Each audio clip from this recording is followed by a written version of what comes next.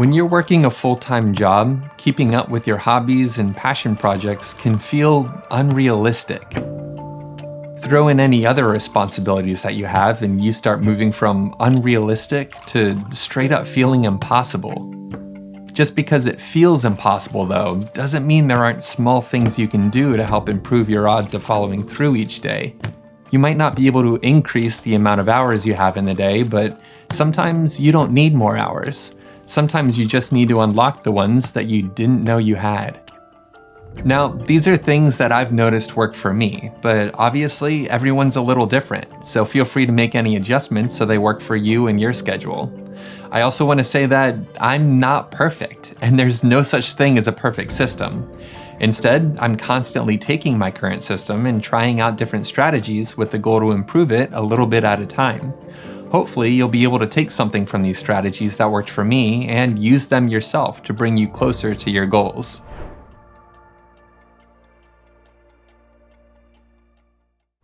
When I'm trying to plan out what it is that I want to work on, I've realized that just saying, I want to wake up in the morning and work on my project isn't enough.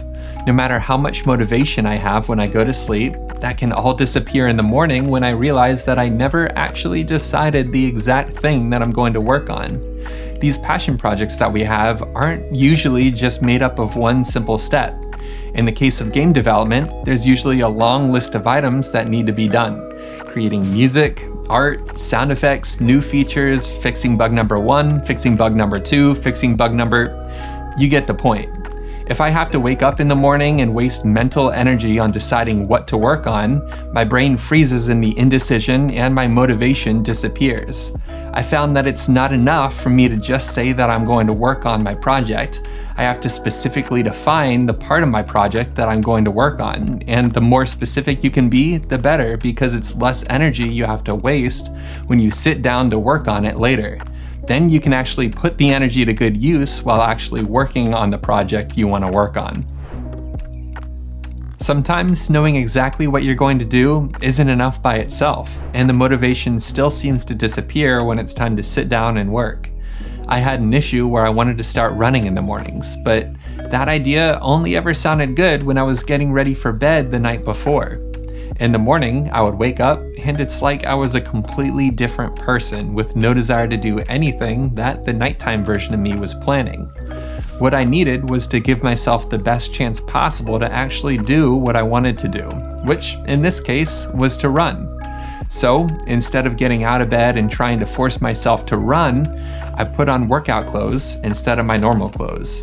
This didn't mean that I had to immediately go outside and start running. I could brush my teeth, I could have breakfast, maybe even relax with some coffee and watch YouTube, but at some point, I would remember that I'm already in my workout clothes, which means that in order to run, there's nothing I need to do to get ready except take a step outside and do it. Did it work every time? No, but did I end up going on more runs because of it? 100%. Take a look at the thing that you want to do more of and any little barriers that keep you from starting to work on it. If it's game development, maybe that means just opening the project. If the project is open on the computer that you're already sitting at, the removal of that little barrier makes it easier to say, maybe I'll write just a couple lines of code. Whatever the barriers are that keep you from starting to work right away, no matter how small they might seem, focus on removing those first to give yourself the best chance possible to make progress on your project. You might have heard the saying that you can't improve what you don't measure. There's obviously a bit of nuance there, but I do think there's a lot of truth to this. I like to have the things that I want to work on written down, and if I do them, even if it's just for a small amount of time, I mark it off for that day. It's crazy how motivating this is for me to try and make any amount of progress just because I don't want to have a ton of blank spaces in my book. At the end of the week, I look at what I did and didn't do, and if I need to, I make adjustments for the next week. What I'm really looking for is what I'm doing helping me get closer to my goals? If it's not, is there anything that I can change to help me for the next week? I mentioned at the beginning of the video that there's no such thing as a perfect system, but there is a such thing as a good system, and that's what I try and work towards during these end-of-week check-ins.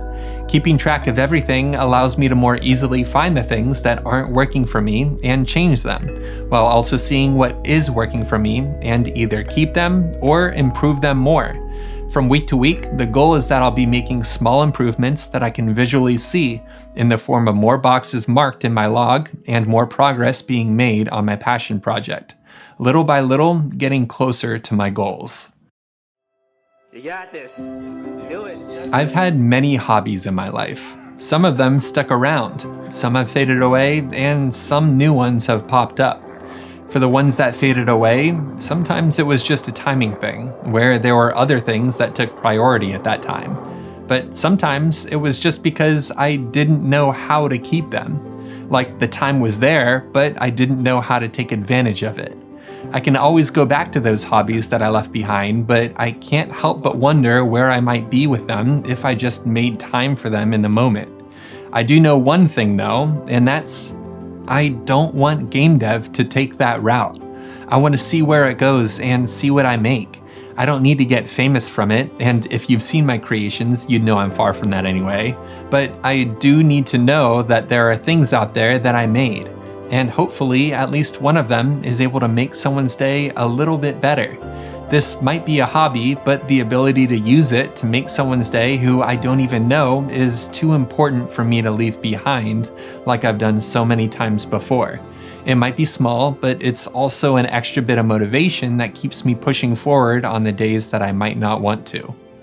And if you can find your own reason for your hobby, whether it's game dev or something else, write that down, because that's worth more than any tip you'll find in this video or any others. The tips might help you with keeping on track in the day-to-day, but your deeper reason will keep you on track for years. Whatever your hobby is, I hope you stick with it, and I hope you keep learning and improving, and I hope it continues to give you the joy you felt when you first picked it up. You've got this. Stay creating, and I'll see you in the next video.